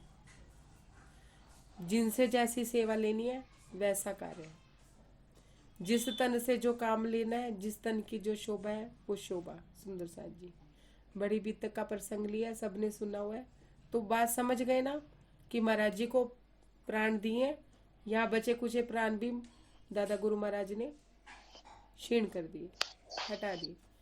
प्रणाम जी, प्रणाम जी। अब आगे क्या कहते हैं, मृत शरीर पाया अबला का, बोले चिंता क्या है, जीवित करेंगे इसको, हमने तुमको वचन दे रखा है। अब दादा गुरु महाराज ने जाके जब अपनी पुत्र वधू को छुआ तो उसका बचे कुचे प्राण भी जो थे वो भी निकल गए। क्यों, कैसे निकले? पहले उन्होंने छुआ तो उनके जीव के जो कर्म थे वो निपट गए, दूसरी बार उन्होंने छुआ तो बचे कुचे प्राण भी निकल गए। अब महाराज जी बड़ी विस्मृत आंखों से दादा गुरु महाराज की तरफ देख रहे हैं, तो दादा गुरु महाराज जी की तरफ देख के प्रेम भाव से बोले, क्या हो गया, शरीर ही तो मरा है, क्यों चिंता करते हो, जीवित करेंगे, मैंने तुम्हें वचन दे रखा है, करेंगे जीवित, क्यों चिंता करते हो। दादा गुरु महाराज जी के चेहरे पे चिंता के भाव थे, पर दादा गुरु महाराज उनकी तरफ देख के कह रहे हैं, मैंने तुम्हें वचन दिया हुआ है, मैं तुम्हें वचन पूरा करूंगा। राजी महाराज श्यामा महारानी को कह रहे हैं, क्या कह रहे हैं, इस सुंदर साथ का ये जो अंग है ना, इस अंग को मैं ठीक करूंगा, तुम चिंता क्यों करती हो। समझ रहे हो आप मेरी बात? समझ आई बात या नहीं आई? समझ लीजिए बात। दीदी फिर से समझा दो, फिर से समझा दो। महाराज जी कौन थे? बड़े महाराज जी क्या थे? श्यामा महारानी। और दादा गुरु महाराज कौन थे? राज जी। श्यामा महारानी गई थी, मतलब महाराज जी गए थे दादा गुरु महाराज के पास कि उनकी तबीयत खराब है, आप चल के देखिए, उनको ये कीजिए। तो बड़े महाराज जी के कहने पे दादा गुरु महाराज गए थे ना उनके घर, अपने ही घर। फिर उन्होंने वो अपनी पुत्र वधू को देखा तो उन्होंने क्या कहा कि इनको मर्ज नहीं है कोई, मतलब उनको परमात्मा से मिलने का कोई मर्ज नहीं था, राज्य से मिलने का कोई भाव नहीं था, माया ही माया उनको घेर के बैठी थी, तो उनका मरना ही बेहतर था। तो महाराज जी ने क्या कहा, दादा गुरु महाराज ने, कि क्या होगा, कोई मर्ज नहीं है इसको, क्या होएगा अगर मर जाएगी तो मरने दो, कोई बात नहीं, मैं संजीवनी दूंगा, ये दोबारा जिंदा हो जाएगी। मतलब कि मैं इसे 84 लाख योनियों से मुक्ति दे दूंगा, ये तुरंत अपना मानव जन्म दोबारा ले लेगी और दोबारा से अपनी यात्रा आगे बढ़ाएगी। ऐसा करने से सुंदर सा जी, जब दादा गुरु महाराज ने उनको छुआ तो उनके जीव के जो कर्म थे ना बाकी के, वो कट गए। पता नहीं वो कितना टाइम बिस्तर पे रहती, कितना टाइम भुगतती, लेकिन जैसे ही दादा गुरु महाराज वहां से हटे, क्यों, क्योंकि जहां पे स्वयं राज्य की बैठक हो वहां काल आ ही नहीं सकता, वहां राज्य आ सकते हैं। जहां राज्य की बैठक होगी ना वहां राज्य आएंगे, ये काल नहीं आएगा। राज्य अपनी रूह को ले जाने आएंगे, जीव को अपने आप अखंड मुक्ति मिल जाएगी सुंदर सा जी। और जहां राज्य नहीं होंगे वहां काल आएगा, लेकिन जब तक वहां राज्य होंगे तब तक वहां काल नहीं आएगा। दादा गुरु महाराज वहां से हटे, काल आया और उसको लेके चला गया। बची खुशी जो उसकी सांसें थी, दादा गुरु महाराज ने जब आके अपने घर में छुई उनको, तो वो भी खत्म हो गई। एक तरफ से दादा गुरु महाराज ने जब महाराज जी के चेहरे पे सीताराम, वो जो मंदिर था राम जी का, वहां पे चेहरे पे गुलाब जल डाला तो महाराज जी को प्राण दिए थे। चोला छूट गया था ना, महाराज जी कहते थे कि मेरे को भी ऐसा लगा मेरा चोला छूट गया। उस समय अगर डिक्लेयर कर देते कि गए हो गए इसके प्राण, अंत इसका हो गया, तो लोग उस टाइम अंतिम संस्कार ना कर देते, अंतिम क्रिया ना कर देते। अजल मजल की तैयारी तो वो कर ही चुके थे सारे के सारे। प्रसंग को समझिए, क्यों, क्योंकि दादा गुरु महाराज ने पहचान लिया था, किनको, महाराज जी को, कि ये वाकई में ही कोई रूह है और परमात्मा से मिलने के लिए इसकी यात्रा चल रही है। वो विदेही हो चुकी थी, विदेही हो चुके थे, कौन, महाराज जी। और इधर जो उनकी पुत्र वधू थी वो परमात्मा में तो लगी हुई थी, राज्य में तो लगी हुई थी, लेकिन माया के लिए, माया के रोग उन्हें सता रहे थे। मर्ज उनको राज्य से मिलने का नहीं था, बीमारी थी, किसकी, माया की। ध्यान से समझिए, एक जगह बीमारी बोली, एक जगह मर्ज बोला। फिर बीमारी क्यों नहीं बोली, मर्ज, मतलब मेन मुद्दा उनका राज्य नहीं थे, राज्य को मानने के पीछे माया थी। तो क्या बोला महाराज जी ने, कि इसका मर जाना ही बेहतर था, मर्ज तो इसको कोई है नहीं, मर जाने दो, मरती है तो संजीवनी दे के दोबारा जिंदा कर देंगे। मतलब 84 लाख योनियां ना भुगत के, 84 लाख योनियां भुगतने के बाद ही तो मानव तन मिलता है ना, जीव को, सुंदर साथ जी, पर आत्म को नहीं, जीव को। लेकिन फिर जीव को अपने जन्मों के कर्म भी तो भोगने पड़ते हैं ना, समझ रहे हैं आप, कि फिर जीव को अपने कर्म भी तो भोगने पड़ते हैं ना मानव तन में आके, उसके बाद वो नए कार्य कर सकता है। तो महाराज जी ने, दादा गुरु महाराज ने क्या कहा, संजीवनी दे देंगे, जिंदा हो जाएगी, समझ गए। तो मैंने बीतक से ये प्रसंग इसलिए समझाया कि राज्य को पता है कि किस रूह को कैसे चलाना है। लालदास जी से कोई और सेवा लेनी थी तो उनके 99 जहाज डूब गए। झांझनबाई से धन की सेवा लेनी थी तो उनके 18 कारखाने हो गए, 2 कारखानों से 18 कारखाने कर दिए। क्यों, क्योंकि मालिक कौन थे, श्री जी थे। वो अपने सिर्फ अपने घर का खर्चा निकाल के बाकी सारा धन वहां भेज दिया करते थे। कहाँ, पन्ना जी में। सुनिए ना सबने अभी तक, सबको पता। प्रभा दीदी समझ आ गई, समझ आ गई बात। हाँ दीदी, हाँ समझ। भी किसी के प्राण ले लिए, किसी को प्राण दे दिए, तो उसके मर्ज के हिसाब से। अब सुंदर साथ जी इसमें भाव ये आता है, अब देख लीजिए, हम अपने आप को देख ले। हमें ये बात महाराज जी ने अच्छे से समझा दी कि जो लोग हमारे जीवन से चले गए, जिनकी मृत्यु हो गई, वो हमारे लिए सपना हो गए, और आज अगर हम मर जाएंगे तो हम अपनों के लिए भी सपना हो जाएंगे। तो रिश्ता तो कोई रहा ही नहीं ना, तन है तो रिश्ता है। अब हमारी यात्रा क्या है, राज्य को पाने की। अब हम रो राज्य के लिए रहे हैं, आंसू राजी के लिए बहा रहे हैं, पीछे से बीमारी लगी हुई है माया की। मर्ज राजी नहीं है, रोना पीटना राजी के लिए है, लेकिन विरह कब आ रहा है? जब माया में कोई दुख हो रहा है। खुशी कब हो रही है, नाच कब रहे हैं? जब माया में कोई खुशी हो रही है। सुंदर साजी दादा गुरु महाराज कहते हैं तो इसका मर जाना ही बेहतर है, इसका जिंदा रहना महत्व नहीं करता, उम्र महत्व नहीं करती।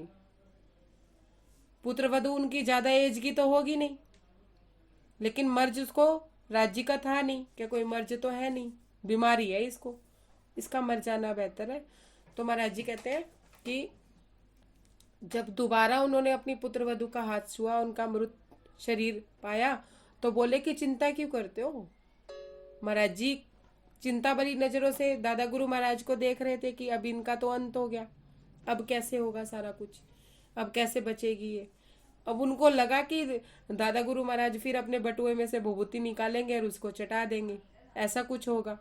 लेकिन विभूति में थोड़ी ना कुछ होता है, सदगुरु के छूने में कुछ होता है। लेकिन दादा गुरु महाराज ने जब उनका हाथ छुआ, उन्होंने कहा तू चिंता क्यों करता है, मैंने तुझे प्रॉमिस किया है कि मैं इसको जीवित करूंगा, तो मैंने तुम्हें वचन दे रखा है, मैं इसे जीवित करूंगा। समझ रहे हैं आप? जीवित करने की बात समझिए।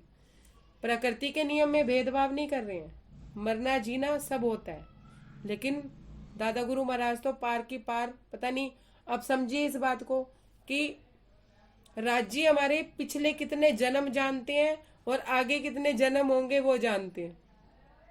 इस बात को समझिए। दादा गुरु महाराज ने उसके पिछले जन्म जान लिए थे, तो उनको मृत्यु का वरदान दे दिया कि मृत्यु हो जाने दो, मर जाने दो। क्या कहा? क्या कहा सुंदर साथ जी? मर्जी से कुछ नहीं, कुछ भी तो नहीं है। क्या होता है यदि मर जाती है तो? मर जाने का वरदान भी दे दिया और संजीवनी देके जिंदा करने की बात भी दादा गुरु महाराज ने कह दी। मतलब कि पिछले जन्म के कर्म भी छूट गए और अगले जन्म का कर्म भी बन गया कि अगले जन्म में इसने राज्य को ही पाना है। सुंदर साथ जी, ये भी हो सकता है उनकी पुत्र वधु में से हम ही हो कोई एक आदमी, कि उन्होंने हमें दिया हो कि जाओ, क्योंकि महाराज जी के जाने के बाद हम आए हैं, आपको ही दिया है, हमको ही दिया है। चंपा दीदी कह रही है हमको ही दिया। अब महाराज जी क्या कहते हैं, दादा बड़े महाराज जी की तरफ देख के कि चिंता ना करो, जब मैंने तुम्हें प्रॉमिस किया है कि मैं इसे जिंदा करूंगा, तो मैं इसे जिंदा करूंगा, मैं इसे जीवित करूंगा। क्योंकि महाराज जी टेंशन लेके बैठ गए थे, चिंतित हो रहे थे अपने सुंदर साथ को लेके। श्यामा महारानी चिंता नहीं करेगी तो कौन करेगा? अब देखिए क्या आता है। पर होगी शमशान पहुंचकर, जल्दी से तैयारी करो।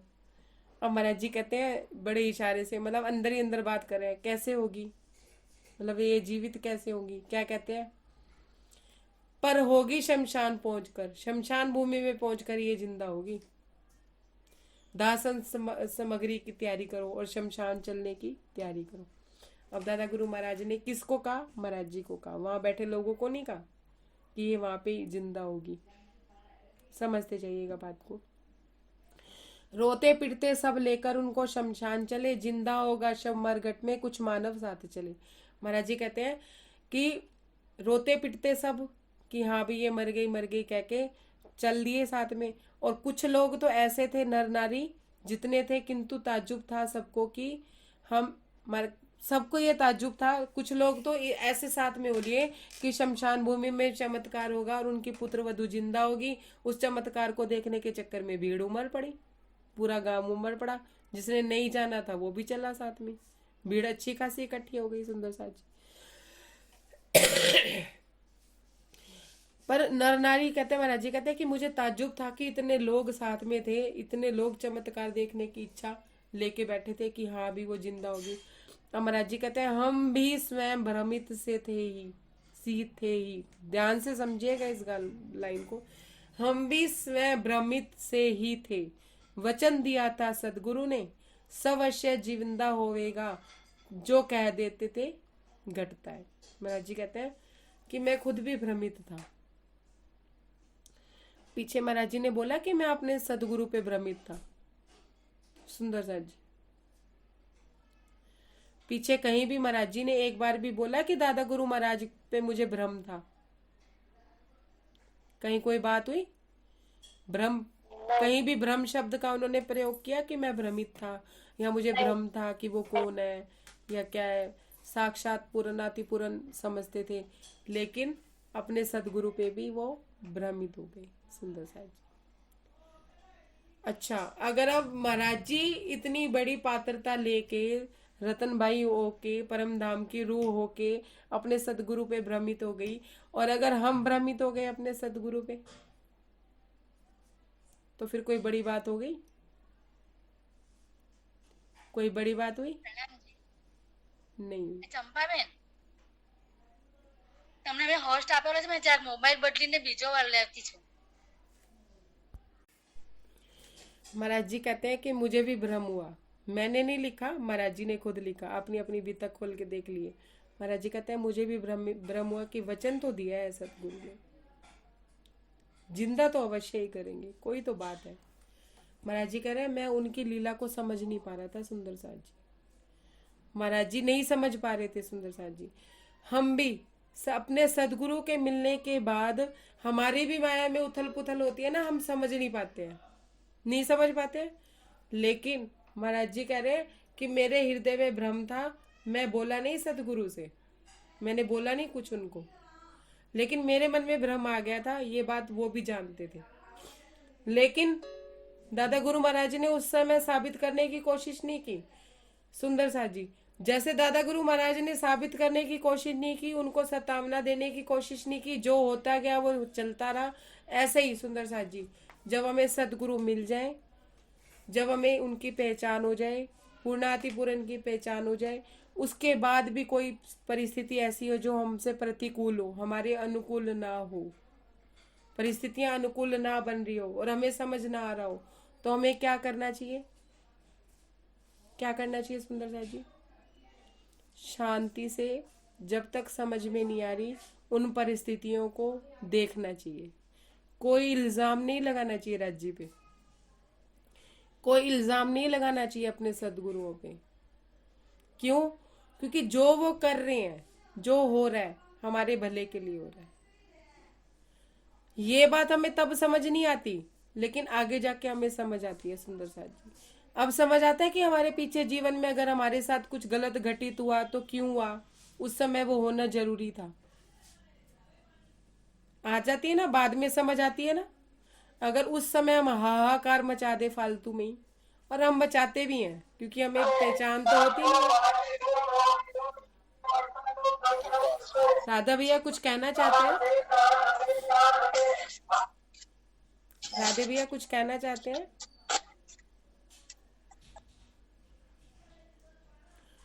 तो सुंदर साथ जी, हमें हाहाकार नहीं मचानी चाहिए, लेकिन हम लोग मचाते हैं। क्यों? क्योंकि हमें विश्वास नहीं होता, हमारे मन में भ्रम आ जाता है, भ्रम से हम अस्त व्यस्त हो जाते हैं। क्यों? क्योंकि जो परिस्थिति भी हो रही है वो राज्य के हुक्म से हो रही है, और जो राज्य की राह में चल रहा है, राज्य की राह में चलना मतलब सतमार्ग में चलना। जो सतमार्ग में चल रहा है उसके ऊपर जेड सिक्योरिटी होती है राज्य की, कोई परिंदा भी पर नहीं मार सकता। ये कल मैंने मैसेज भी भेजा था, आज की बैठक के लिए भेजा था। जेड सिक्योरिटी होती है उस रूह के ऊपर, राज्य खुद सिक्योरिटी करके लेके बैठे होते हैं, लेकिन उस रूह को कहीं पहुंचाना होता है, कोई अनुभव देना होता है, कोई बात समझानी होती है, तो उसके साथ परिस्थितियां हो रही होती हैं। मर्ज किसका हो? राज्य से मिलने का। माया बीमारी की ना हो, माया की बीमारी ना हो, मर्ज राज्य से मिलने का हो, जेड सिक्योरिटी है राज्य की। परिंदा नहीं पर मार सकता तुम्हारे आसपास, तुम्हारे पास से पंछी भी तुम्हें फड़फड़ा के नहीं जा सकता। क्यों? क्योंकि जेड सिक्योरिटी है सुंदर साथ जी। पर बीमारी लगी हुई है, मर्ज अभी लगा ही नहीं है। समझ रहे हैं? अभी राज्य को वाणी मंथन के पीछे, चितवनी के पीछे, सुबह शाम की शरीयत के पीछे अभी माया है, कहीं ना कहीं सूक्ष्म रूप से माया है।